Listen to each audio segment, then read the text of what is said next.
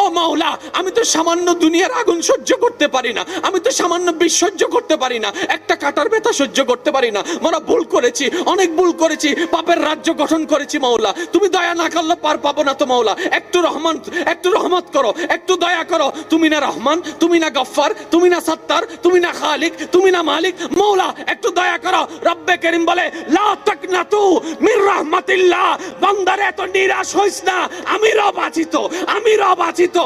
একবার তুই তওবা কর, ইন্নাল্লাহ ইয়াগফিরুয যুনুবা জামিয়া।